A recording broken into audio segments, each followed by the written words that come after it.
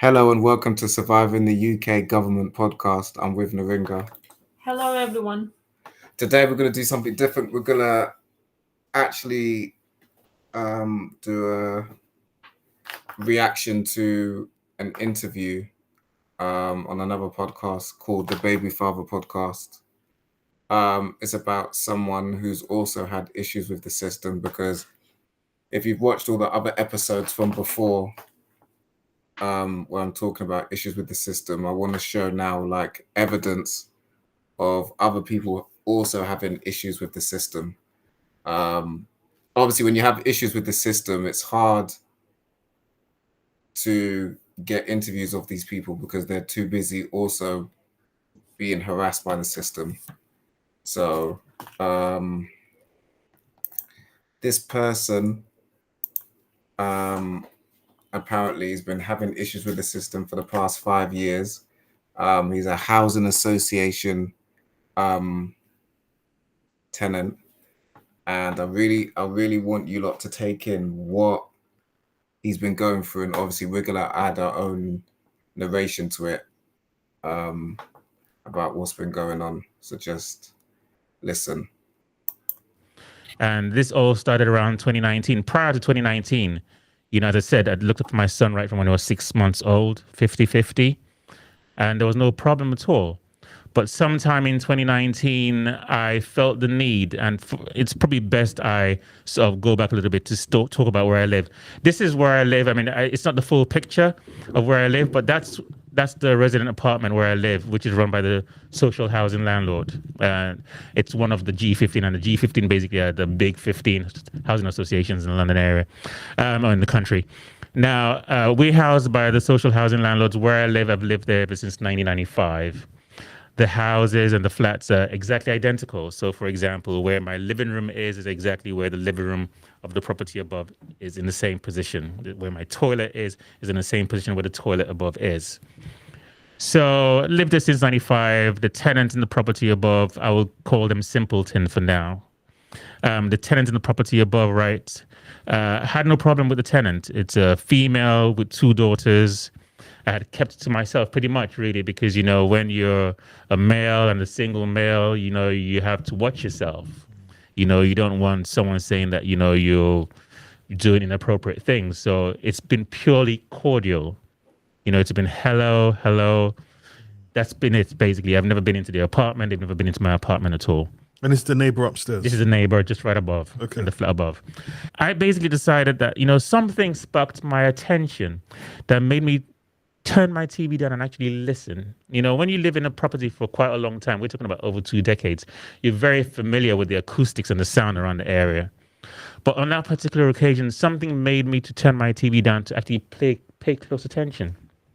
Now, on paying close attention, I was shocked by what I believe I heard.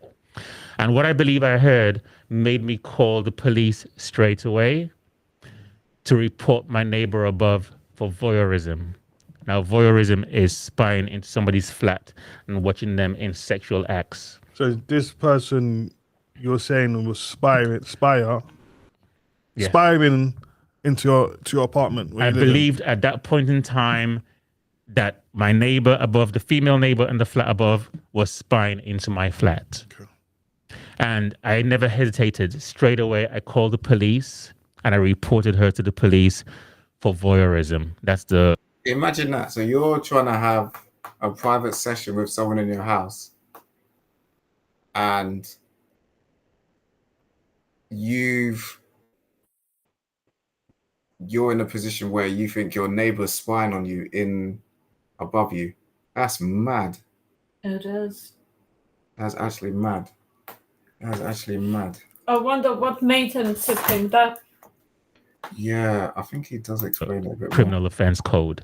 And what made you think this at the time when you... At that point in time, I overheard conversations from the vicinity of the property above. I'd also heard my name being called. Okay. And were they describing what you was doing at that time? They described exactly. Okay. I also made a report to the housing association that houses us, that owns the property, of spying and antisocial behavior. Yeah, so basically, like, they're saying that he was like having fun, the person is like calling his name from on top of the flat Oh wow. and describing what he's doing. That is creepy. That is creepy. Now, Ooh. when I made that report, that was the Carnival weekend of 2019. For whatever odd reason it is, the police just only took the 999 report over the phone, but never actually invited me to come into the police station to give a statement. So I found myself going back and forth to the police station for about a couple of weeks before I eventually got the police to send 2 officers out to the property. So I make the report on the 25th of August, 2019, and then 2 police officers come to the property on the 14th of September, 2019. So that's just about, 19, 20 days after? Over 2 weeks. Over 2 weeks. Over, coming up to 3 weeks. Absolutely. Well, he's lucky because we've been in positions where we've reported crimes to the police, like antisocial things, and even now, 6 months afterwards, crimes against a child, everyone was too busy. Actually, it's been more than 6 months. It depends which crime you're talking about. I know there's so many, but yeah. Now, they arrive. And at that point in time, when they arrive, they meet me in the garden, and they state that they've read the report and that they've seen the report that I made, and that what makes me believe so. I'm like, well, because I overheard conversations, and I didn't just overhear conversations. Immediately, I believed I was hearing conversations. I set up my audio recording to record while I was within my flat. And while within my flat, my audio captured these same voices and discussions I had overheard. Sorry to interrupt you. Is your flat maybe got thin walls or? We've got thin walls, so you can hear basically. You can hear people. You can hear people walking about. Yeah. And I've been there since '95, so you're very familiar with the acoustics. You're familiar with the voices of your neighbors. So the police officer says, "So what would you like us to do?" I said, "Well, I'd like a crime report." And the police officer says to me, I don't understand this yet, of why when you report crimes to the police, sometimes you have to instruct them what to do, like they don't know what needs to be done.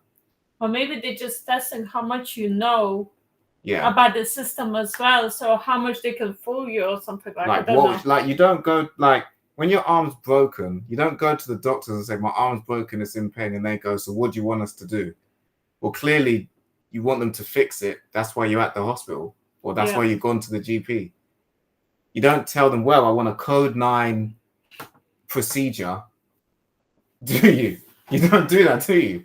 No. So I don't understand why you have to do that with police. Like, do you get what I'm trying to say? and I actually have the recording here of what the police officer says. And the police officer says to me, "I'm sorry, we can't give you a crime report because there's no evidence." I'm like, "Well, would you like me to hand you the evidence that I've got?" And the police officer immediately says, "It's okay. I'll just take your word for it." Yeah. That's crazy. Yeah. I mean, it's not crazy to me because I've been in that position before where, you know, police officers are worried about me doing a crime. I've been like, well, do you want me to hand you the evidence to show you that I didn't do it? And they're not interested in the evidence. That's true. Now, I'm not in the police force, in the police service, but I think it's pretty much common sense to know that a police officer does not decline evidence when you offer the police officer evidence for any criminal investigation. And so immediately that sort of sparked curiosity that, you know, I am offering a police officer evidence and the police officer is declining to accept evidence, which seems kind of odd. And just about a week or 2 weeks before this, I had met with the Housing Association's housing officer as well, too. Had received my report of spine and antisocial behavior, has sat with me to talk to me about it. Now, knowing that I've been there since 1995, I very much understand how housing associations operate. When you make a report of antisocial behavior, they have to engage their antisocial behavior policies and procedures. They have to follow it through. They have to follow it through. The first suggestion when I made this report of spine and antisocial behavior was that let's put you in for a transfer. which is not it's not according to policy. That's not what they're supposed to do. You're supposed to investigate. It's supposed to investigate first, and sometimes they have timelines on when to investigate these things. It's not according to policy. That's fine. And antisocial behavior has sat with me to talk to me about it. Now, knowing that I've been there since 1995, I very much understand how housing associations operate. When you make a report of antisocial behavior, they have to engage their antisocial behavior policies and procedures. They have to follow it through. They have to follow it through.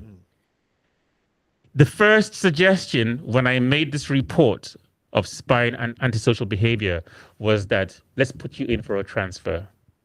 Right. So what I'm getting from that already is they've already decided they want him to move. I was about to say. And they're allowing the antisocial tenants, to cause antisocial behavior. Because I'm pretty sure, like, I'm not fully aware of procedures, but wouldn't be like, first of all, a warning letter. Secondly, coming to the property, checking the property if there is anything, that looks dodgy. Then the third one. But the thing is, the reason why they've gone straight to that is because they know he's got evidence. Because obviously he's let the police know, I've got the audio recording of it. Then they should go to the actual neighbor. I mean, if anyone should be moving, it should be the person doing it, no? Yeah, that's what I was thinking. Or being on a final warning for breach of tenancy. Because we know housing associations love to dish out warnings for breach of tenancy when you're someone who knows your rights, or if you make too many complaints about repairs. We know they're very quick to let you know when you're doing wrong. So why is it when this guy, who's been in there for a while, they clearly for some reason want him to move out, allegedly, why is it straight away? Do you get me? It don't look good, does it? Which is it's not according to policy. That's not what they're supposed to do. You're supposed to investigate. They're supposed to investigate first. And sometimes they have timelines on when to investigate these things. And so, all of this started to sort of like made me just sort of like, think, hold on a minute, something's not right here. And then coupled with the fact that 2 police officers arrived on the 14th of September and stated to me that it's okay, we won't take the evidence you're offering us, we'll just take your word for it. That just sounded very odd to me. So I started to have suspicions. I always felt that my neighbor... I won't take the evidence that you have, I'll just take your word from it. I never knew. It's like, so they're taking word for it. So what's happening next? Yeah, exactly. Like, what is happening next? That sounds very corrupt. Are they gonna press charges against her? Like, what is the word gonna do to her? Like, how is it going to stop the situation? And the funny thing is, every time I tell the story about what happened to you, with your housing association with Plus Dane, the issues that you had, people say stuff like, oh, it's crazy up in Liverpool. It's not just Liverpool. This guy's in London, so they've got nothing to do with areas. This seems to be a scandal that's going on that not a lot of people want to talk about. Yeah. And then the people that start to figure it out, well, you'll see what happens to him when he figured it out. Did not have the capacity to do this on her own. If she was doing it, I did not believe that she had the capacity to do it on her own. I believe that she was being supported by other people. I've lived next to her for 20-something years. I knew there was no way she had the capacity to look into my flat if that's what was going on. Now, following that, just about 2.5 weeks after the police came on September 14th, 2019, I called Children's Services on the 9th of October 2019, and I reported to Children's Services. I said, I am concerned for the safety and welfare of my child, as well as to raise safeguarding concerns about the breach of my son's privacy, because I have made reports to the police, as well as to the social housing landlords, of spying and voyeurism of my neighbor above me spying into my flat. And hence, if my neighbor is spying into my flat, I'm concerned that they could see me when I'm in the bathroom, when I'm having the shower, when I'm changing clothes. And hence, if that is what's going on, that means they could also possibly see my child when my child is in the bathroom, when my child is getting dressed for school, when my child is getting ready. So I raised this with Children's Services on the 9th of October 2019.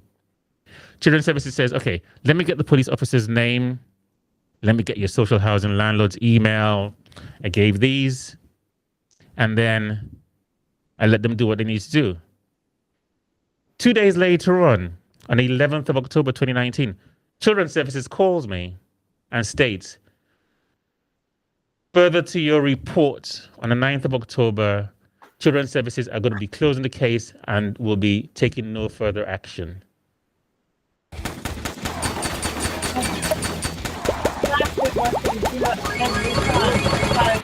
If you don't want children's services, they always come after you. If you actually go to children's services asking for how to safeguard your child, all of a sudden, like, they don't want to be involved. Allegedly, especially when you accuse allegedly of local authorities abusing their powers. Yeah. For some reason, they're not very interested. Yeah. And in my opinion, legally, they should be.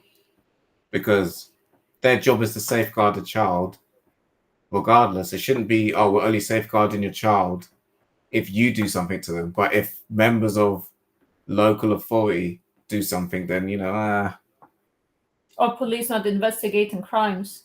Yeah. I mean, it's a bit odd. I mean, I've only just reported this to you, but 2 days ago, you stated you're going to do inquiries with the police as well as the social housing landlords. And then 2 days later on, you're telling me that we're going to close the case and there's no further action. Something seemed really, really odd to me. I didn't really understand what was going on, you know, but it was important that I made that report. But even with the no further action, I was really not satisfied at all. You know, something was still niggling at the back of my mind that, you know, something's just not right here. So it turns out that a couple of weeks later on the 28th of October 2019, I contacted Children's Services again, and I made the same concerns. Disturbing the dragon. This time around by email. Now, interestingly, on the second occasion on 28th of October 2019, when I now contact Children's Services again to raise the same concerns and to raise safeguarding concerns, now Children's Services wants to offer my child a social worker. All of a sudden. And the reason why is because that's how you're supposed to communicate with the council. Email only. Not email only, I don't want to give the wrong advice, but like as much as you can, contact them by email, especially when you're first making a complaint, because everything's documented. On the phone, you don't have evidence that you've spoken to them. You just, yes, the conversation's recorded, you got to do a subject access request, go through a whole long thing to get it. Email is very simple. You email them, it's documented that you've raised whatever concerns you have. So if they ever do try to say that you can just pull up the email. Would suggest that you definitely download the email as well and keep it in a safe place, memory stick or whatever, because you know the email could end up lost or deleted by accident by your email provider. Mysteriously, yeah. But this much later on, actually, and it turns out that the Metropolitan Police had made contact with Children's Services. Without you not knowing? Without me not knowing.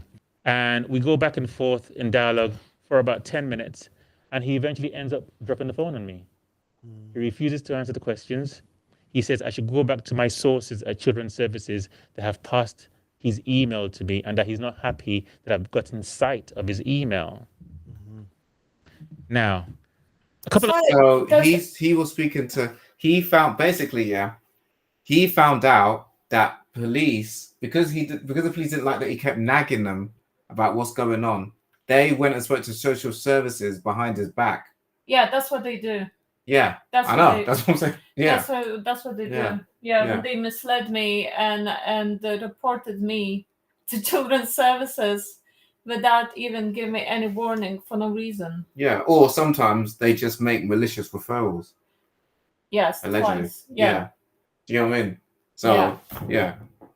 Weeks after that, the council, the social services, and the housing association, as well as the police, hold what is called a community multi-agency risk assessment conference, a MARAC meeting. I was never informed about this MARAC meeting. I was never consented about the MARAC meeting. At this meeting, there are discussions that are taking place that raises allegations about me and the safety of my child. What was the allegations made? Basically, there was allegations about me having sex with women while my child was at home, potentially exposing my child to harm. This is what I'm saying. So, But how would they know if their child was in a house as well? no, but this is what I'm saying. Because he's making complaints and he's not letting it go, sounds like any other activist or advocate, right? Now they're creating a narrative of how he's the problem. Because this is always what happens. You see? So now apparently they think that because remember, yeah, it's future harm. Okay. Yeah, it's not necessarily harm, it's future harm. So the narrative they're trying to spin is that his actions is causing future harm to his son, even though Did it say future harm? Because it said that apparently it's happening now and that he is being exposed already. yeah, but obviously future harm is like, obviously if a kid who's young is being exposed to sex, that could cause future harm, innit? Because obviously kids are not supposed to be watching sex. Okay, I thought he already said. No, they're saying he's doing it now, but what I'm trying to tell you is what they're saying is his actions is causing his child future harm. Oh, I thought it would be like now, like present harm. Not necessarily, because some kids, they won't know what's going on, so it's not actually causing them harm, but it can cause them future harm because it can mess them up, mentally. They could end up like, R. Kelly after seeing all that stuff. Do you get what I'm trying to say? Does that make sense? Yeah. I was at home, potentially exposing my child to harm. Potentially, okay. Yeah. None of these allegations were presented to me. All of this I find out much, much later on when the documents are presented to me via Freedom of Information. But at the point in time, and he only got it because he done a Freedom of Information request. It wasn't subject access request, no? Maybe. Let's see. Oh yes. No, he said freedom, but he might have mean subject. When the MARAC meeting was held, I was never invited to the meeting. I was never consented about the meeting, and I had no wind of what was being discussed at all. Okay. Now, the referral. I don't know this 100%, but obviously, I think that their narrative would be the reason why he's not invited to the meeting is because obviously he's the one that's accused of potentially causing harm. So they're not gonna they had the meeting secretly so that he wouldn't do anything drastic towards the child. I'm saying that's gonna be their narrative for why they didn't. But what about his mom? What about the child's mom? Yeah, but I don't. Yeah, I forgot to tell you because we started off the episode later. I think the mum doesn't live with the kid, so it's just him and the kid. Oh, so he's like a full-time primary parent. Yeah. Okay. Does that make sense? Yeah. So the meeting, eventually, all the documents, the complaint actually stated that all of the allegations that were placed at that meeting were all false. Mm-hmm. So you had a meeting, a very significant governmental meeting, a multi-agency meeting that took place with all these allegations that, in a sense, if you think about it, it sticks like mud. So let me just ask you this question before we kind of move forward. Yeah. When you said that the neighbor was spying on you. Yes, correct. Is there any cameras in your house for you to think like they might have planted cameras in your house? At the point in time, I believed that there were cameras. I believed I couldn't find any cameras. But every single audio I recorded, because of how thin the walls are, every single audio recording I made from within my flat really sort of buttressed the fact that I believed that they were spying into my flat because you could hear them making conversations about activities inside of my flat. Even at one point in time, when I'm looking for the camera, I'm hearing, "Go ahead, look for it, look for it." You can hear wild. Why? So he's so basically he's looking for imagine him sitting there drinking like Vimto, right? And he can hear the conversation of them saying, "Oh, look at this idiot drinking Vimto." Yeah. Like he's running around the house looking for the camera, and he can hear them saying, "Go, go, look for the camera, look for the camera." Do you see what I'm trying to say to you? That's wild. I don't think it was the same, but I remember there was a time when it was the first time I ever moved in to the housing association property, when the neighbor next door was shouting, her kids were shouting Makai's name, and we never even talked to them, allegedly. Yeah. That was very odd. Obviously, I don't know if there was anything going on, but definitely listening through the walls. Yeah. But what I'm saying is, I think that with this one, they're definitely trying to. The housing association is trying to drive him out, and I think they're trying to drive him mentally insane as well. Exactly, or make him look like mentally off key, because obviously you have to prove that as well. You can't just run around saying that's happening. You got no, like. But the thing is, he's got audio of them doing it.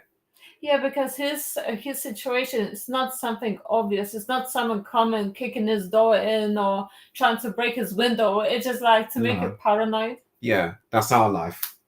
Instead, yeah. Hear it very clearly. So when I see what you're saying. You could hear it very clearly, and I could not find any cameras. There's no holes in the ceilings. There was no holes. I actually looked very carefully. I actually bought some equipment.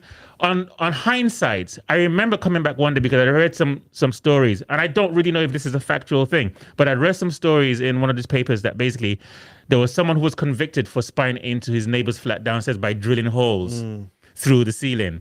On hindsight, there was a day when I came back and I saw debris on my floor. I just cleaned it up. I didn't think about it. If it's related or not, I don't know, but I just remember seeing debris on my floor. So what he's saying is dust on the floor. Yeah. So he's saying that whether like they just drilled a little hole and they could see, that is creepy as hell. But then they should have done like in every room as well, because he says like sometimes like they even comment when they're taking a shower. Yeah, but if they do a little hole, that's like something. So how the hell are you gonna find that? True. Do you know what I'm saying? And especially if they put something over the hole. But if the ceiling is white, but yeah. It depends what color the ceiling is. Yeah. Okay. And he wasn't there before I left. Yeah. You know? But then so many other things have happened ever since then, that just makes it feel really odd, like something's not adding up. So what happened after that then? Move forward. So I applied for what is called a community trigger.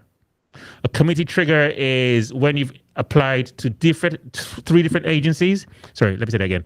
When you've made a report to 3 different agencies and the agencies do not respond or have not responded in a satisfactory manner, you can make a community trigger application. Now, that's something we should have done. You know, when you're going through stuff with Plus Dame, yeah, and like no one was helping you, you could have done a community trigger. So it's like, you know, like if you're contacting like the council, the police, and NHS, like your GP, and they're all not helping you in your situation, you can do a community trigger, and it forces them all to have a meeting about your complaints. It is something. I think there was a time when a police trespass, and one of the police officers mentioned that to me, actually. Yeah. But obviously it was so much chaos, and because they keep violating every right possible, allegedly. That's the last person you're going to take advice from, isn't it? Exactly. But I don't know if that's how we call it. It could have been something else, but it was something. But obviously at the time I was like, why you want to refer me to somewhere? Like they were referring everywhere without my consent. And just filling up your inbox. A community trigger application is when the council has to bring these 3 different agencies together to talk. Yeah, and listen to that. The council, and not the police. I was just about to say, listen. This is what people don't understand about how powerful your local council is. The council brings everyone together, not the police brings everyone together, not the GP brings everyone together. Your local council. People don't understand how powerful your council is. Your local authority, that's your council. Your local government, that's the people who run your area. You get what I'm saying? So when all these things happen, and in my opinion, this is my opinion, the council like to pretend like they don't know what's going on. they know what's going on. You get what I'm saying? Because these agencies, in my opinion, work together. You get what I mean? And I think this is where a lot of people that are in social housing, temporary accommodation, this is why there's a lot of trouble going on for people in these conditions, because the council, the police who are meant to help you, sometimes they're not helping you. In fact, they're quite happy to wait until a situation gets bad and then you get done for antisocial behavior. Does that make sense? So, talk about exactly what they have done to deal with the reports. Now, this community trigger application I made independently, not knowing that the application I made was about a week after they had this community MARAC meeting. They even went even further and stated at the MARAC meeting, and important to state, I was listed as the victim in the MARAC referral. My neighbor above was listed as a perpetrator. The documents, when I received it, they are offering the alleged perpetrator target hardening. Now, target hardening basically is a procedure where the security of someone is strengthened against attack or against just basically the security strength is the security of the person is strengthened. So I'm the alleged victim. My neighbor is the alleged perpetrator. But it turns out that the alleged perpetrator is being offered target hardening protection from me.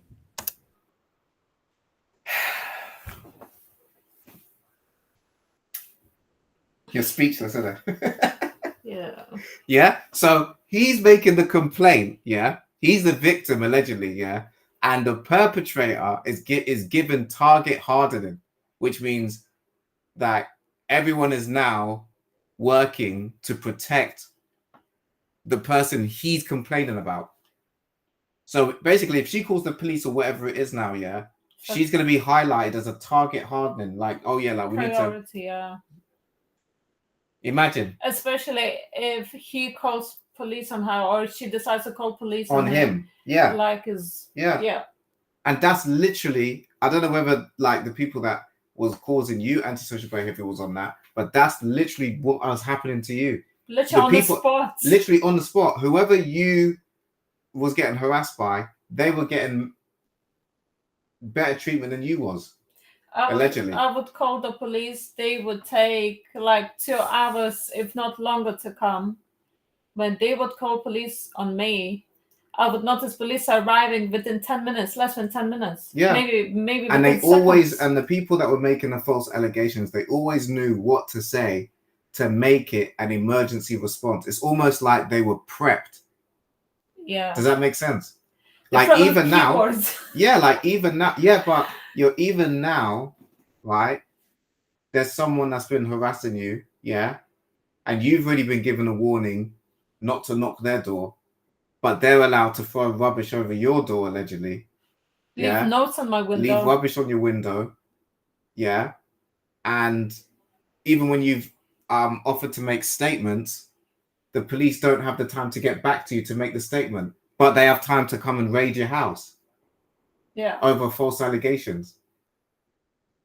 Yeah. So it all didn't seem correct. It all seemed very odd.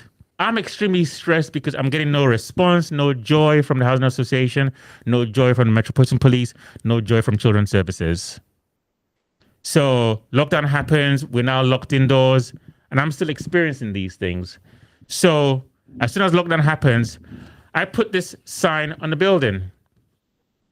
Now, what's the sign? On the sign, yeah. I made this, and it's the hashtag. It says London Lockdown Help. And I basically put that on the building, facing the street when lockdown happened, because these were the things I believed I was experiencing and I was asking for help. At no point in time, this sign was facing the street. At no point in time did anybody pass and say, is anyone in that property okay? The council did not come and knock. The police did not come and knock. The Housing Association did not come and knock. Where I live, there are 12 flats altogether. None of the other 11 tenants came to knock. So what happened after that? So after that, Because the 11 tenants was probably knew about what was going on and was in on it, allegedly. I'm telling you, man, the biggest gang, people say, oh, the biggest gang is the police, right? I tell you who's the second if the police are the biggest gang. I'm not saying that. I'm just telling you what people say. The second biggest is housing association, allegedly, because you got to think about it. Housing association has nearly over 250,000 tenants. Yeah. So if you make complaints about your housing association, yeah, and they don't like it, they got 250,000 tenants to send to your door. And sometimes these housing associations, tenants are their friends and stuff. Yeah. Yeah. So they Allegedly. know that allegedly they know them personally, but some of them they like. Do you get what I'm saying? So Yeah. but what I'm saying is, I do think that this is like, like you got like shell companies and stuff. So I do feel like the housing association do this stuff because obviously it makes it easier for the council. Do you get what I mean? If a housing association manages to drive out a tenant on antisocial behavior, the council then don't have as much work they need to do with that tenant because they're antisocial. They're not as a high priority.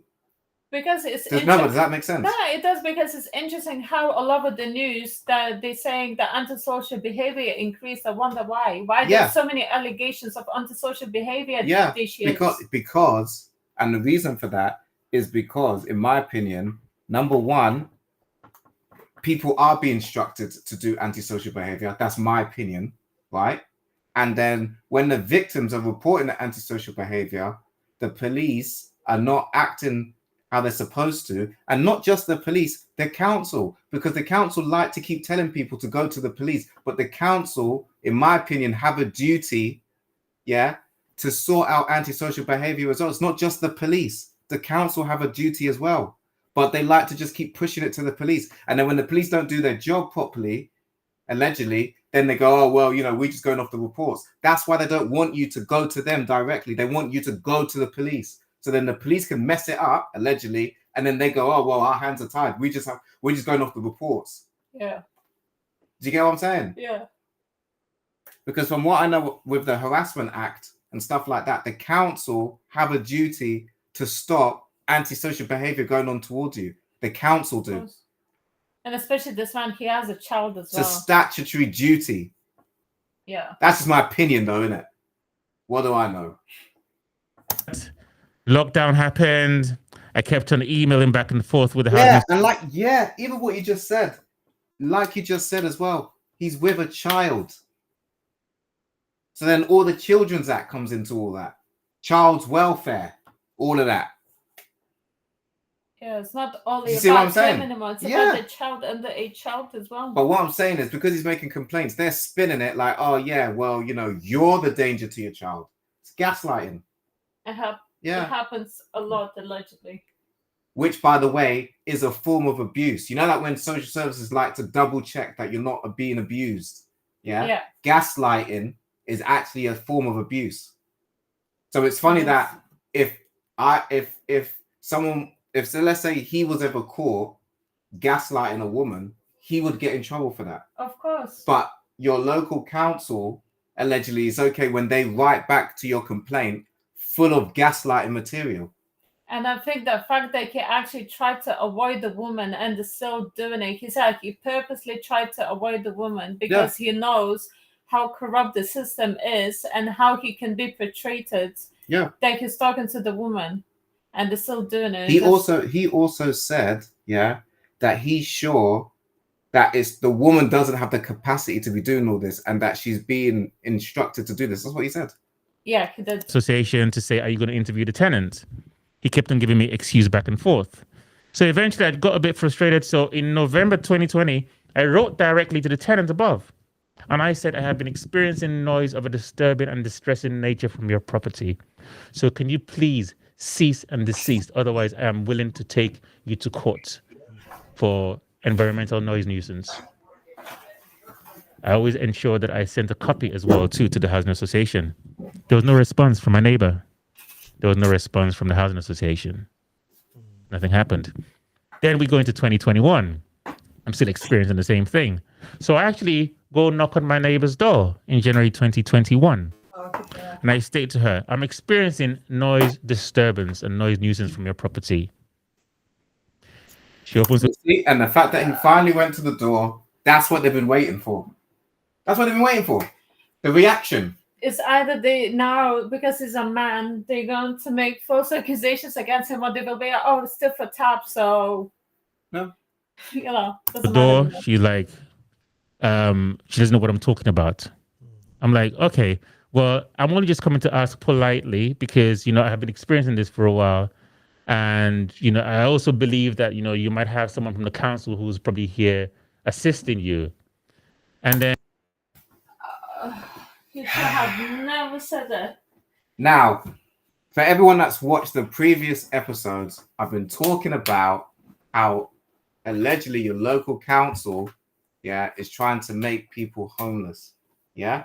Now, this guy, I don't know him. He doesn't live in Liverpool. Yeah. Is saying the same thing. The same thing. But the fact he went to the lady to say that, like, the same thing, Naringa.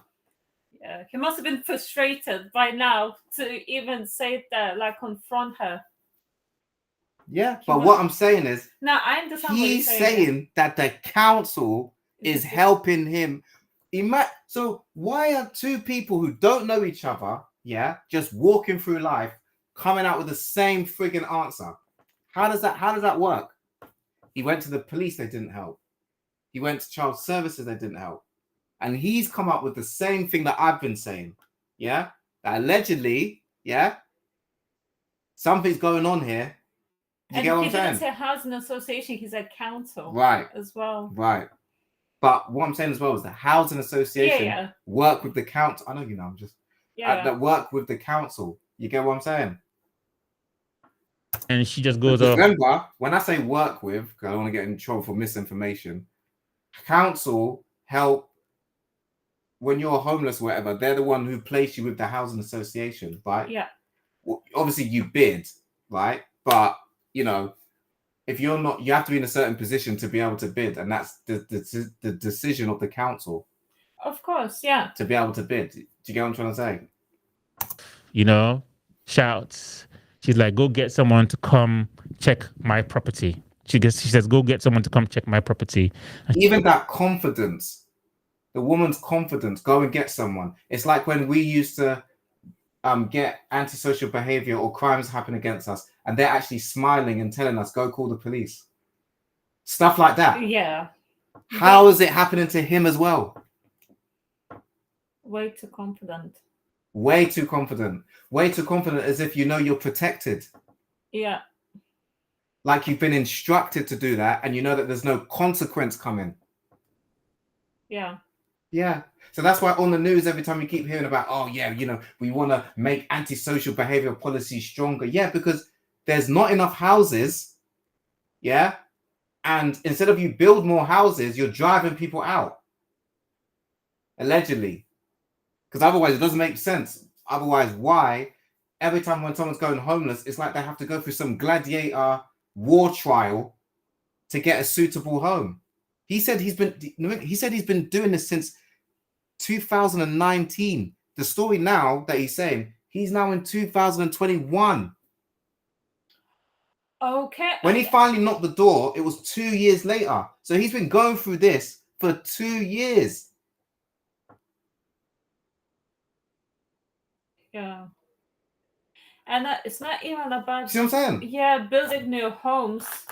It's also about actually renovating, because I've seen recently an article where here in Liverpool, the company gave up their properties. It was like private, property agency, whatever. They gave up a block of houses to the council to renovate, to let them go as a social housing, because they were abandoned. And there was rubbish and everything outside, the windows boarded up and everything. Yeah. And they decided just to give up and give it to the council to renovate them and put up as a social housing. So there's so many houses abandoned. Yeah. It's not even about building anymore. They just don't want anyone here. It seems like it. Oh. She shouts, and I'm like, okay, I apologize. I'm sorry. Thank you for your time. And this is extremely stressful for me. I'm trying to be calm. I'm trying to be, still look at This guy, man, I feel sorry for him because as a black man, they're already trying to paint this narrative that he's aggressive, blah, blah, blah. And also as well, he's got to go to the woman. So he looks like if he looks absolutely too crazy to the woman, yeah, that's already a red flag. They're gonna have a field day with that. Woman in distress, angry male, like she's in danger. Yeah. Do you know what I'm trying to say? And then he's also got a child, so then it's if he's violent towards women, he's probably a danger to his child. Yeah. Yeah, but even this woman, like the storyline where she's single mother with the children. I think he said she's got 2 children and stuff. Yeah. So it looks more as if they are, he did something in front of her kids as well. Yeah, exactly. Yeah. after my child, because I still have him 50-50. But it's extremely stressful and, difficult to deal with. For children's services. He said he's got a parenting thing 50-50. Yeah. So it is a shared thing. Okay. Is the police and the housing association. So when you say that no one wasn't listening to you, do you feel like they didn't believe you? Is why they I felt wasn't like doing no one nothing believed about it? me. I felt like right from the very onset, they tried to frame it as a mental health issue. I believe that, and I saw this in the Marek document. It felt like they tried to frame it as if I was suffering mental health, and that basically since I was going through something, that I was the one who was imagining these things. So these things are not real. So did anything happen to you when it comes to that? I obviously already have underlying health issues. You do have I have underlying health issues. I've got sickle cell. Okay, got you. That's why you got the mask and. That's why I've got the mask, exactly. So I'm still in it. Even though COVID is supposed to be gone, but I still something flowing out. Absolutely. Yeah, go on. So I've got underlying health. I've got sickle cell, and hence already I deal with physical health, chronic health issues on a daily basis. Now, if you know very much about sickle cell, it also states that, because of the continuous hospital visits you have as a sickle cell patient, it brings its own stress on you and pressures on you. So naturally, we're given psychologists within the clinic just to speak to us about how it is dealing with the chronic health issue.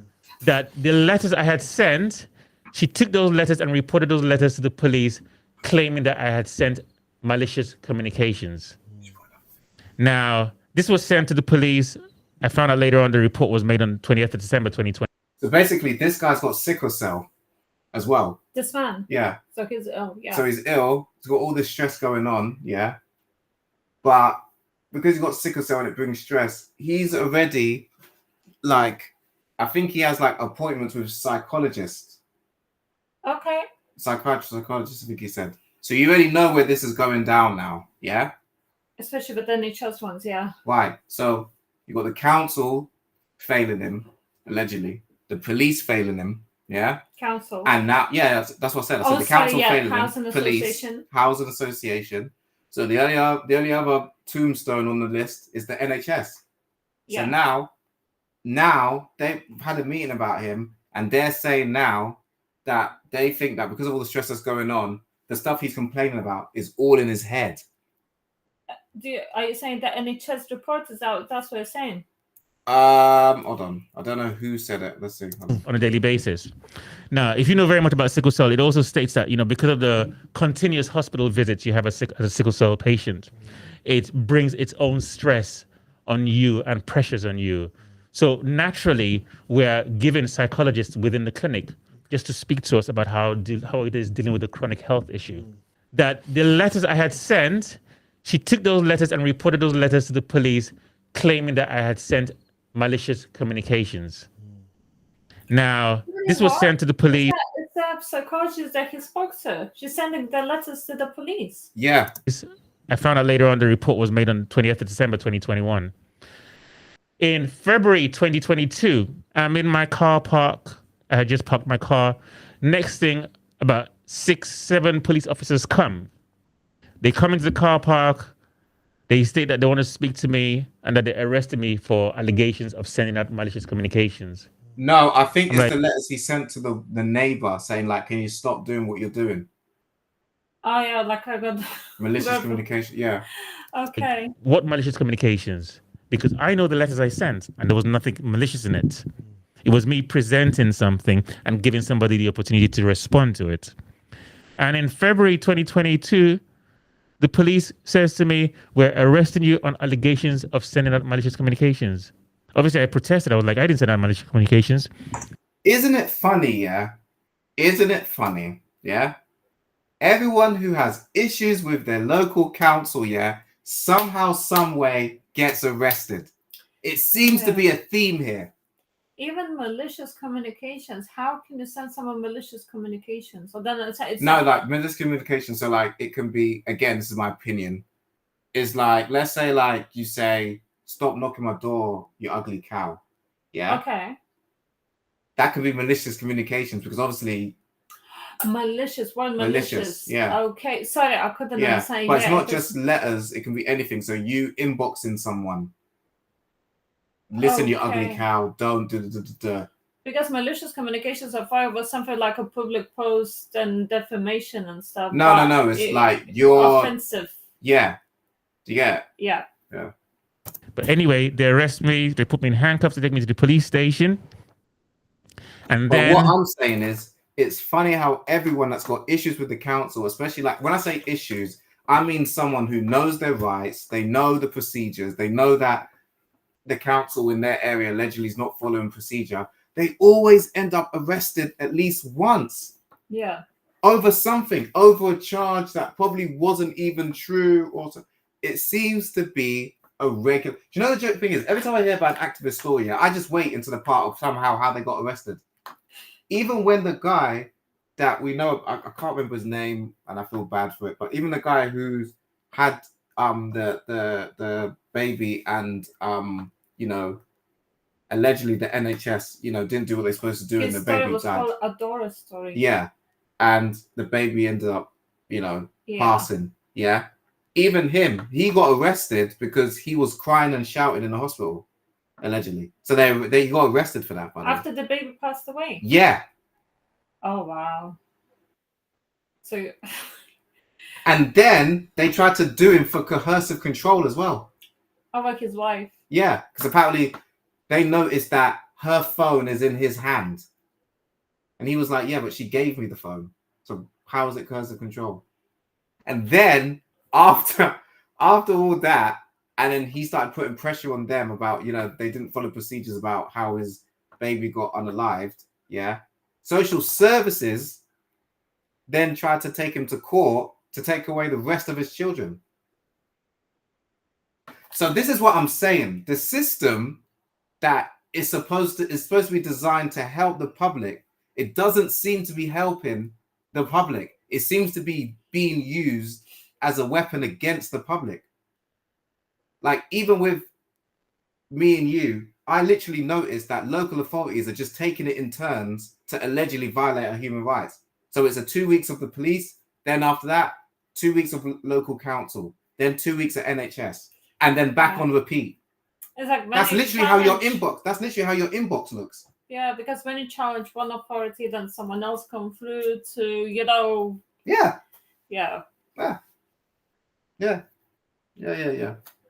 And it's like, even me, I can't seem to get, or you can't seem to get, whenever we want to contact businesses now, every single business seems to not know how to do things anymore or do things properly, or even trying to hire a moving van. You can't seem to find one anymore.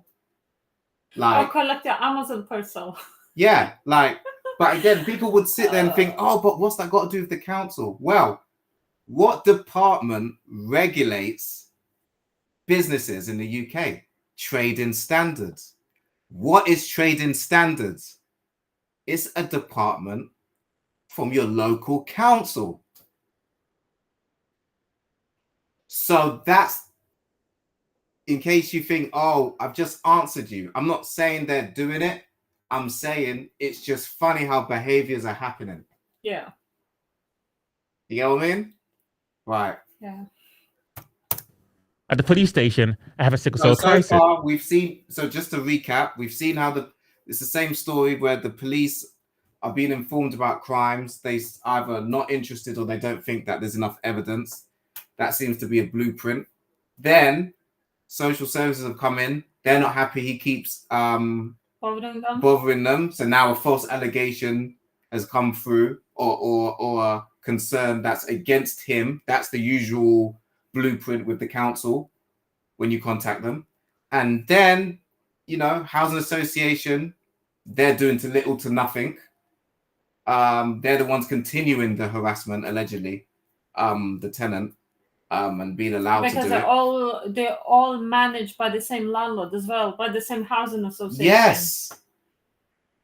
And housing association, yeah. So that's the housing association. And then the last one left, the NHS, the good people, apparently. Yeah. Supposed to be, yeah. Supposed to be. Let's see if they get involved. Because that's normally what happens when you got issues with the council, all these other organizations somehow all have a problem with you. So let's see if they get involved. Because you've had all that. You've had issues with the police ignoring crimes. You haven't had so much issues with social services yet, except from them ignoring information of you telling them how the police are harassing your autistic child, allegedly. And then what's the other one? Police, council, housing association. You've had issues with them. You've had it all, innit? Oh yeah, and then you've got issues with your GP forgetting to give you medication, even though you've got systemic lupus. Yeah, due to human error. Yeah. Yeah. But there are people with chronic illnesses. Yeah. No, but you have a chronic illness. Long-term chronic illness. Yeah. No, and I'm they just forgot to give you your medication. This was after you made complaints. They just forgot to give it to you. Yeah. Yeah. Okay. So they have to take me to Charing Cross Hospital, A&E. I'm at the hospital being given treatment for sickle cell. Okay, that's nice. There are police officers who escorted me from the police station who are still there. I finish my sickle cell treatment only to now find out later on that I've been told that I've been sectioned. I'm like, oh, there we go. Oh, that's what they took him there. There it is. Police were like, I believe police were aware of it because it was just very interesting. There it is. So we was wondering where it was going to come because we knew, okay, got issues with the council, right? But now here come the NHS with the sectioning. Yeah. You see? Crazy. what do you mean I've been sectioned? The consultant comes and says, do I not know I was sectioned? I was like, of course I was not sectioned. How could I have been sectioned? Was you sectioned underneath what? She told me that I was sectioned under Section 2 of the Mental Health Act. Now, Section 2 basically means you're detained for 28 days in a mental health ward. And so she says, now that we've finished giving you a sickle cell treatment, we're going to be taking you to a mental health ward. I was like, why would you? In the same facility as well?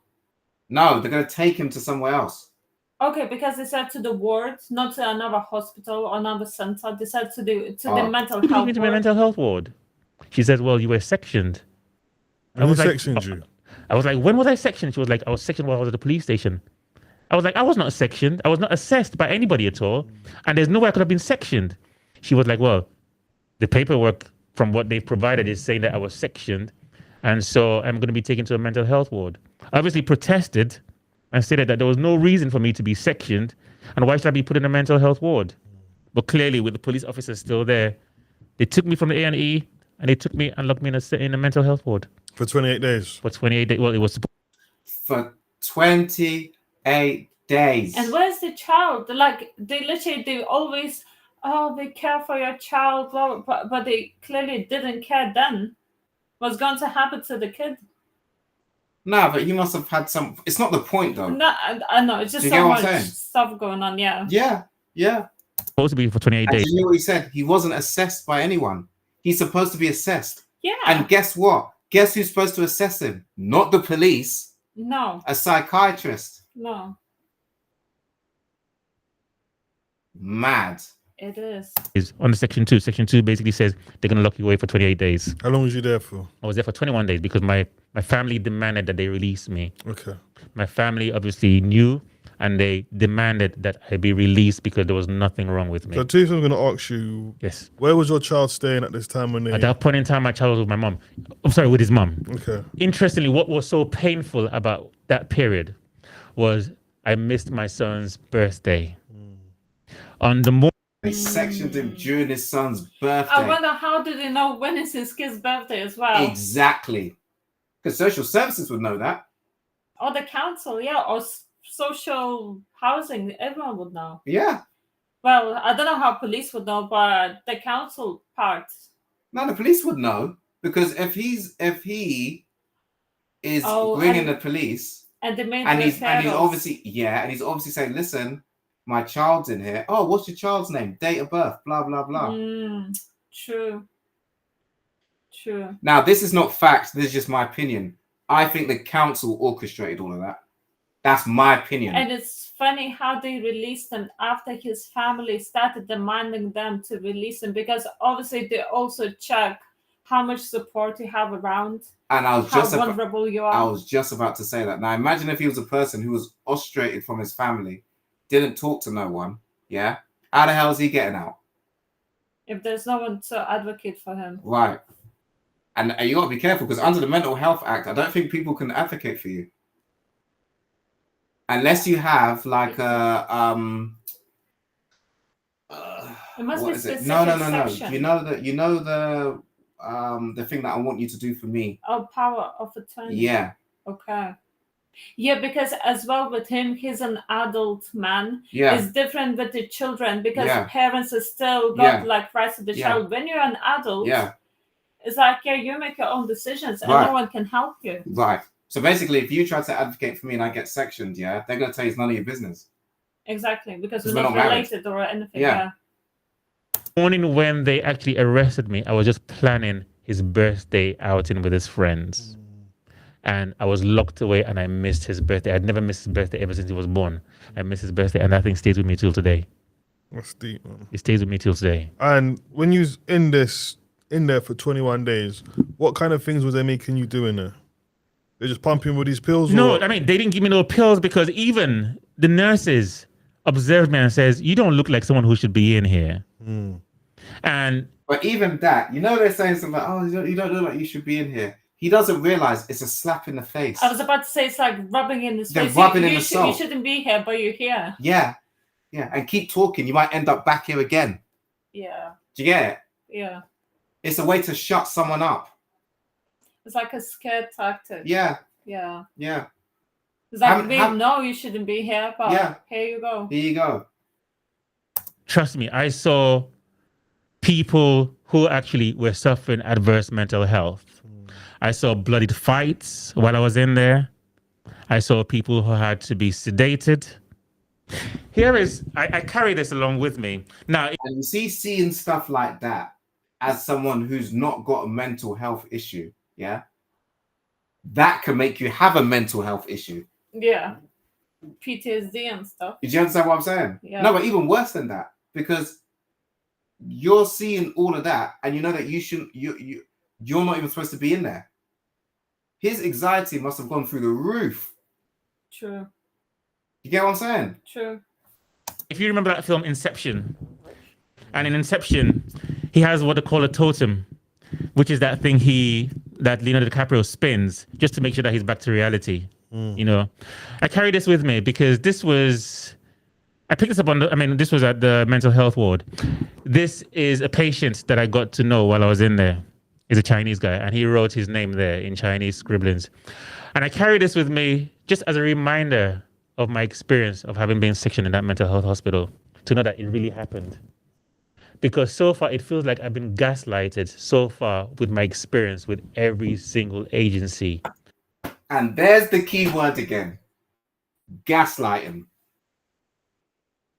So anyone that's actually took time to watch these episodes of what we was talking about happen with us, right? You're seeing the same blueprint and the same kind of complaints. You go to complain to them, you get gaslighted. You complain too much, you end up in a cell. You know what I'm saying? Him, he's been in both. Because he said he got arrested as well, innit? No? He did? No, he got arrested, but I think they took him to section him. They didn't arrest him as in like put him in a holding cell. So I think that they I don't know. But I believe they must have kept him in a holding cell because the paperwork, it doesn't just happen like that.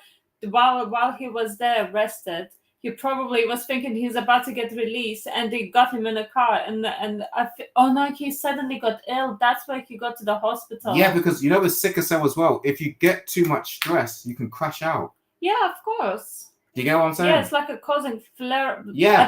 I don't know how it's like a flare. Yeah. It's like a flare. Yeah. I don't really know much about sickle cell, but yeah, I can when imagine. it comes to telling them about my experience and my reports of my neighbors spying into my property. And what I'm saying is, sorry to interrupt you one more time, because I'll let it finish because we're nearly done now.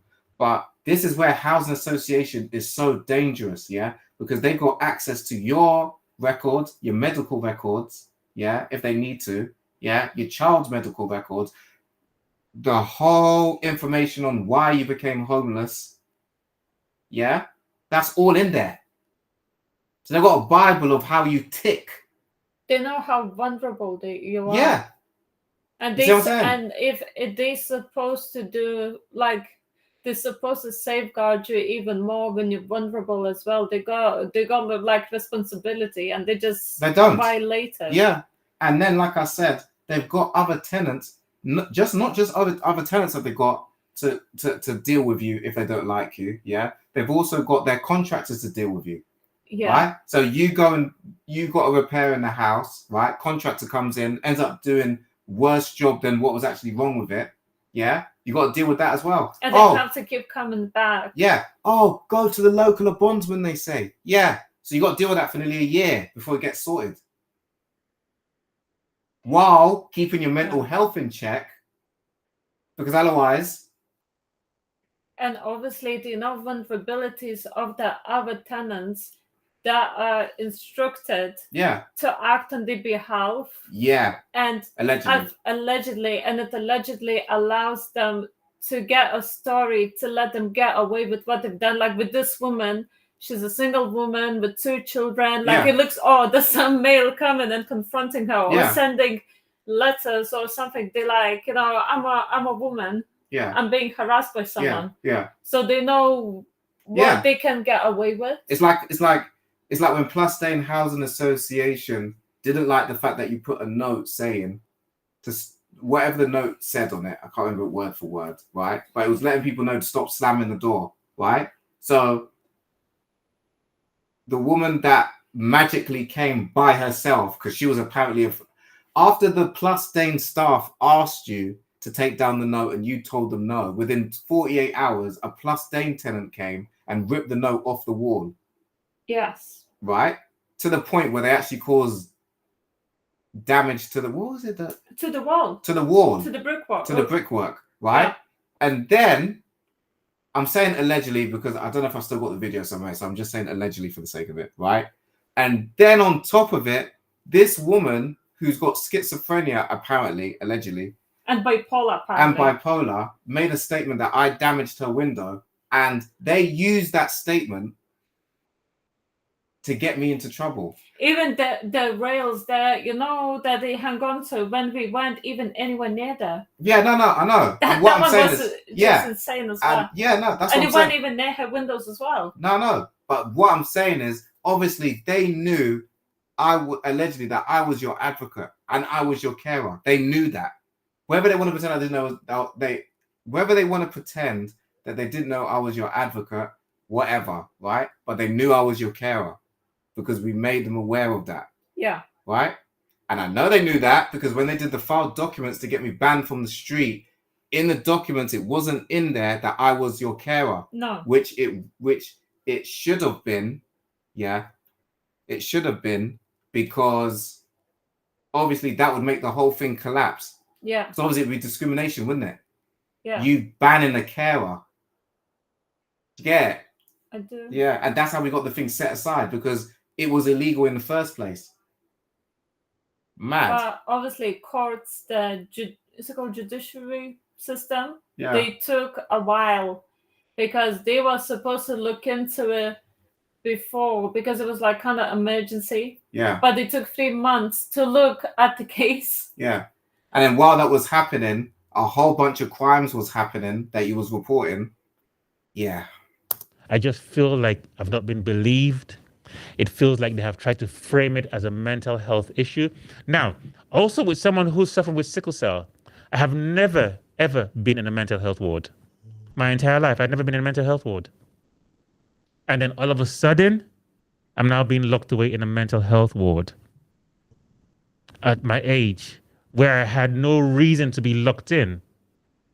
In the end, they had to release me because my family demanded that I be released because there was no reason for them to put me in there.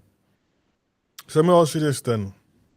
Where is it at this stage with with the system itself? And did you ever take them to court for this? At this stage now, what has happened is it has turned out that after or along the same time when I was sending the letters out in 2021, the Housing Association was also planning to serve me with an eviction notice. Oh, would you look at that? Would you look at that, Dominga? What a surprise. So instead Is it of for antisocial behavior or something? let's see. For what reason? I don't know. But it turns out now that what they've now gone and done is they have now applied for a housing injunction against myself. And that housing injunction restricts me from doing certain things, like from posting anything online about the person I've alleged is spying into my property, because I did give a Right. So here we go with the injunction. We've had that. Yeah. Yeah, but this injunction to protect the woman that's spying on him and causing antisocial behavior. But what I'm saying is this again is my opinion. The injunction, yeah, it's like a trap, right? Because if he breaches the injunction, yeah, It's criminal. yeah, but also if he breaches the injunction, it can also make him antisocial. Yeah. And if he's only antisocial, yeah, that's where the eviction comes in. It can fast forward that as well. Yeah. It's section 8. Yeah. See what I'm saying? Yeah. And then if you're antisocial, you're intentionally homeless. Who do you go to? The same council who put you in a mad situation. In the first place. Yeah. And then they get to tell you, well, you're intentionally homeless. So they either might not help you, depending on your situation, or you're low priority. You got to be careful. If you got kids, they could even try and tell you that, yeah, you need to find someone else to look after your kids, because at the end of the day, you put that kid in that situation now where they're homeless. Yeah. Yeah. And the chance to respond. Living there nearly 20 years until they finally done it.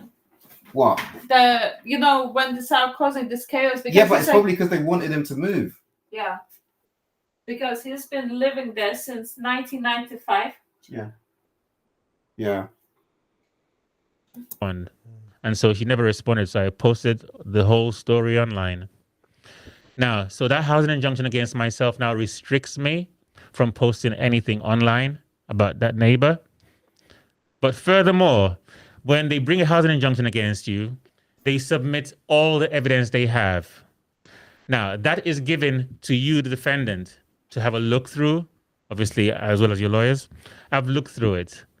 I can now see that my neighbor was sending emails to the Housing Association, which really, in a sense, buttresses the fact that there was a collusion going on all along. She had been sending emails right from 2021 to the Housing Association with false allegations against myself, saying things like, if you don't evict him, then you will have to rehouse us. So let me ask you this question. This phrase, we actually heard this phrase in injunction thing as well. Yeah. Exact same phrase. Same thing. Where they're saying that apparently it's affecting their lives and how we need to get out and they, one of them's had to move due to the stress, blah blah blah. Yeah, or how the neighborhoods are peaceful without us, like things like that. Yeah, and that's what he's saying. There's a collusion going on. Yeah. Yeah, that's what he's saying. Yeah. But obviously, when you start talking like that, yeah, that's why they're like, oh yeah, like, oh, we think you see it's in your head. They can't listen with us. We've got evidence from left down to right on how certain things is happening. Yeah. And it's not, why is it that you keep getting the blame from it, or I keep getting the blame when we're providing evidence? Yeah. You get what I'm saying? And every time when I used to ask for evidence on their part, they could never provide evidence, or the evidence was just like not even valid. Or they could only provide evidence after you provide evidence first, because then they've got a chance to make the narrative. Yeah. It might sound silly to you. Was there anything actually happen between you lot for her to have this anger at you? Like, was you lot dating? That's like, what I'm saying. This host doesn't even get it. He doesn't get it. For him to even ask that question, he's asking whether like something happened between him and the woman. It's nothing to do with Because that. he literally said he used to never talk to her. No, but I'm saying he doesn't get like the stuff that he's trying to teach him. He's not understanding it. No. Yeah, it's too big for him to understand. Like, this is about getting the neighbor out. Yes. Do you get what I'm trying to say? And about allegedly the housing association and the police turning a blind eye to antisocial behavior happening to him. And because he's raising complaints about it, which he has a right to do, which is what he's supposed to do. Because if he didn't do that, the first thing they say to him is, why didn't you make a complaint? Why didn't you report it? So if you don't report it, you should have reported it and it's your fault. And then when you report it, it's in your head. Like, you need to get it together. Meanwhile, this woman making false allegations against him. Yeah. And what he's saying with the collusion is he's saying that they're basically telling her what to write. Okay. Do you see what I'm saying? That's what he's saying is happening. Because he's saying he knows that she doesn't have the intelligence to be doing this. On her own. Yeah. On her own. Do you get it? Yeah. Point. It's odd. It's really odd. She's a mother of 2 daughters. She's in her 50s. One of her daughters is 28 or 29. She's a mother of 2 daughters. Nothing has ever happened between. Of course, she's a mother of 2 daughters. You know why? Because there's witnesses. And the daughters are adults as well. Right. So it's his word against theirs. Yeah. So if you ever find yourself in this situation, people, I suggest you go and buy body cameras. That's what we had to do to stop that nonsense. But then again, even that was a problem because apparently we're causing people distress by filming on a public road. Well, they're causing antisocial behavior. Yeah. Because they don't want everything captured. Both of us. Oh, stop sending your child. Stop filming my child. Well, stop sending your child to do antisocial behavior. If you don't want your child filmed on a public road, stop sending them to do antisocial behavior. Correct.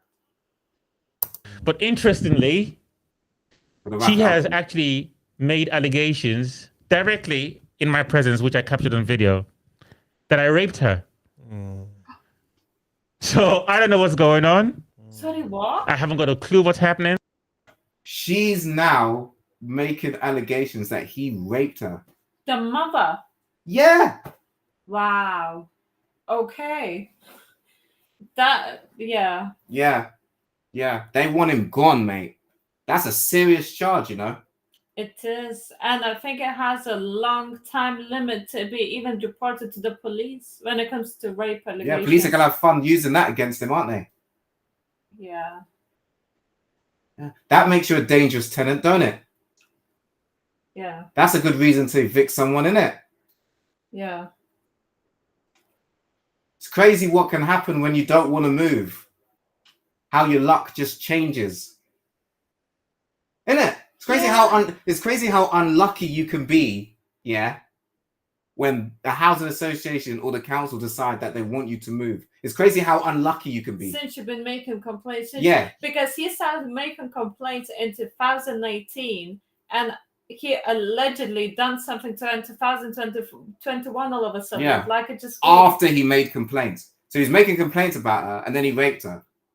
Yeah, and when he went to confront her, she didn't know nothing about it. I don't know if he raped her by mouth or something, just by speaking to her. Like I don't know how does that even work. Yeah. Okay. I think we're gonna. That was obviously reported to police. And has that been investigated? Now, I report that to the police. The police does not do an effective investigation again. Even though the video shows every single thing she says with this woman saying I raped her. I've never been into her property before. I know her baby father. I know the father of her kids. I talk to him when I see him. I have never touched this woman in my entire life. I have never had dealings with her. I've never been into her property.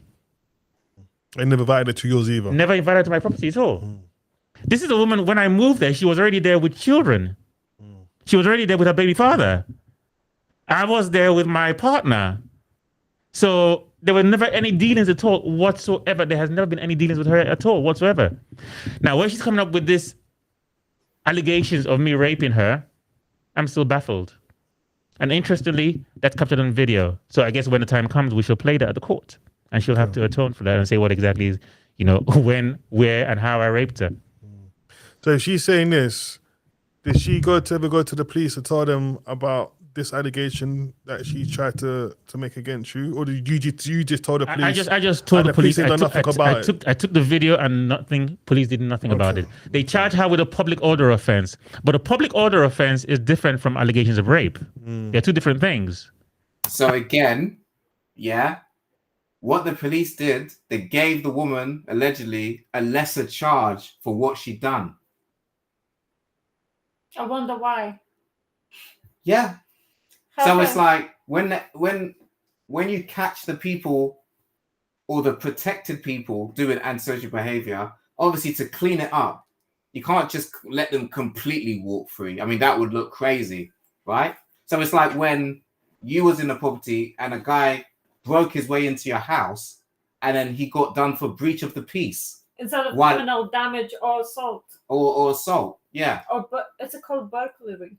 No, I don't know if it's burglary because he didn't take anything. No, but burglary or aggravated trespass. It's different between burglary and robbery. Burglary is like when someone breaks into your property, but you don't know the intent. Yeah. Did they come to harm you? Did they come to rob something? Well, you don't know. But the joke thing is, the video shows him. The video of when that guy came into your place, it shows him shouting. Yeah. Yeah, and looking very angry. So I don't think he came in to say hello. Or to offer you legal support. I don't think that's what he was there for. But I think that's what burglary is. Yeah. That's what it means when he comes in. But obviously we didn't know what he was coming from. Yeah, and it is assault because he caused distress to a child. Exactly. So it is quite a few charges there, but he got arrested. He got done for breach of the peace. And the next morning people just walking like nothing happened. And the only reason why he got done is because he was on a live with 2,000 people watching. Yeah, and just shouting on the street. That's the only reason why he got done. Yeah. But it's funny, since I captured all that on the live, I've never been able to get that numbers again. No. I can't even get past 5 people anymore. Because it's embarrassing for the police. Yeah. It's embarrassing. What we also know as well is that your local authority works with social media. So they get notifications if you're a person of interest, what you're posting and your account. They definitely, I've seen quite a few stories where they keep tags on certain accounts. Yeah, to make sure what they're posting. And it's funny that the people that are apparently being kept tabs on what they're posting, they seem to get low views. Yeah. Why is that? There's a thing called shadow banning, but people don't think that's real. I expected them to charge her with false allegations of rape. They didn't do that.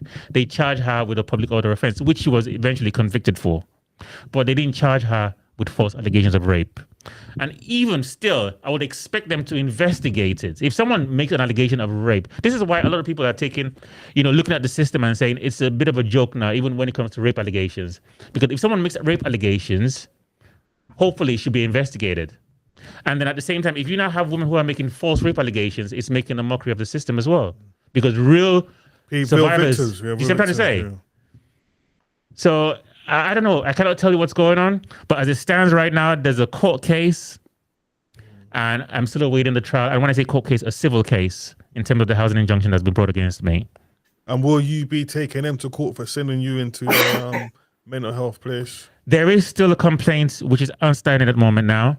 The complaint system happens that when you send the complaint through to the NHS, they come back with a response, but then you can complain or you can escalate your complaint to the Parliamentary Health and Social Care Ombudsman. And that's where it's at the moment now. And if what happens from that, would you be taking it the full way? Absolutely. Because I was deprived of my liberty. I was sectioned. I actually protested them sectioning me in the first place. Welcome, Olivia. I'm going to ask you questions I shouldn't ask. I love this. We started. So I made it very clear that there was no reason for me to be put into a mental health hospital. So I protested. I stated there was nothing at all wrong with me. Funny enough, the nurses even at the hospital stated that I didn't seem like someone who should have been sectioned in the first place. So the fact that I stated these very, very clearly, and I was still ignored. Absolutely, I will be taking him to court for that. And the police, was it the police who sectioned you? Or there's someone in the police station who may be a But what they're trying to do is they're trying to pass the buck so it confuses him. Like, do you go after the police? Do you go after the NHS? Do you go after the thing? Do you get what I'm trying to say? Police can, what's the word? This is from what I understand, right? Obviously, they can make, I don't know whether it's a referral or a suggestion that you be sectioned, but you're supposed, from what I know, you're supposed to be, what did he say it was? Evaluated by someone professionally before you like get sectioned. Psychiatrist, You don't just, a police officer can't just be like, yeah, we think you've got a mental health thing, you're gonna be sectioned. Yeah, it's up to the hospital then to challenge the claims or ask for extra paperwork. It's like police making the first to children. Yeah, it's like NHS. It's like NHS arresting you on assault. It's not the NHS can't arrest you on assault. No, they can phone the police to arrest you. Yeah, yeah, it's up to them. But it's up to, yeah, and then the police will arrest you. But the NHS can't arrest you on assault. No, the same way the police are not supposed to. You know, from what I know, is detain you under the mental health, like not detain, but they can't section you. Do you get what I'm trying to say? Yeah. Like obviously they can suggest it for the NHS to do it, but they're not sectioning you. No, but they're supposed to call out a qualified professional who can write recommendation letter if they need to be sectioned. No, but you can be thinged, right? I don't think you understand that. I think that they can put you in a holding cell until someone comes and they assess you then. Yeah, but he clearly wasn't. No, that's what he said. Yeah, that's what I'm saying. Because he actually went for sickle cell. And if you're ever put in that situation where they're gonna assess you, make sure that you tell them that you want it video recorded, because you've got no evidence of your answers. Yeah. Remember, you meet a certain criteria for them to section you. Yeah. So where's your evidence on what you answered? It's just you and a psychiatrist sitting there that works for the state. Do you trust that? I don't. So I want it filmed. If I'm being assessed to be sectioned, I want it videoed. Yeah. Do you get what I'm saying? Right. I would believe they should anyway. No, because... Yeah. Yeah. But so far, if you're sectioned, right. if the police believes that you should be taken to a mental health hospital, they are required to complete what is called a section 136 and fill out a form 434. Now, if the police has told the mental health or told A&E or told whoever that I was sectioned, they are supposed to provide this section 136 paperwork. Until today, nobody can find that section 136 paperwork. The NHS states they don't have it. The mental health ward states they don't have it. They stated that the NHS didn't have it and still done it. Exactly. But what I'm trying to say to you is both their faults. Yeah. Because the police didn't do that paperwork. But this is what they do. When you're an activist or an advocate, they start doing this stuff where they do things, but they make sure, like, it's almost like it's like past that they're trying to confuse you on who's to blame. Yeah. Do you get what I'm saying? So you got to figure out what the police done wrong, then you got to figure out what the NHS done wrong, then you got to take them both to court for what they've done. Do you get what I'm trying to say? Because good luck finding solicitors. They're all going to be out of capacity as usual because you're going against the state. Do you get what I'm trying to say? Even the paid ones, right. They're very hesitant of taking them cases. But you see what I'm saying? It's both their fault, but they tried to make it so, do you know what I mean? Everyone's blaming each other now. Yeah. It was never provided to them from the medical. And it's like what you said. If the NHS don't have the document, why did they section him then? If they don't have the paperwork, they should have just released him. They shouldn't have sectioned him. Yeah. But probably that's at the end. That's what they've done, and not because they knew. There was no paperwork. Yeah. So this has kind of been done like a bit all scrappy, and it just seems like this person's not done their work properly, that person, and it's just getting made up along the way. It's getting made up along the way. I mean, one might even go as far as to say it's bad faith and malice, but clearly with bad faith and malice, you got to really have strong proof that there's bad faith and malice behind it. But clearly, someone's not doing something appropriately. If you are going to claim to another service that someone's been sectioned, you should provide the appropriate paperwork. And we can't find that paperwork till today. So you've been done hard by it? I've been done real hard. I think actually even being put into a mental health hospital when not required or when I was not supposed to be there, that experience was very, very traumatic. Agree. It was very traumatic. I saw bloodied fights. I saw people who were really suffering. This young man, this Chinese man who I got talking with, he was heavily sedated all the time. He could hardly walk. Or like a zombie. He was just basically drooling. And unfortunately, apart from the fact that he was heavily sedated, part of my experience, and I will say this here, I didn't feel that he was getting appropriate care, because the care I saw that was being given to him by the mental health nurses was not suitable enough. In my opinion, I felt he was being manhandled and being mistreated.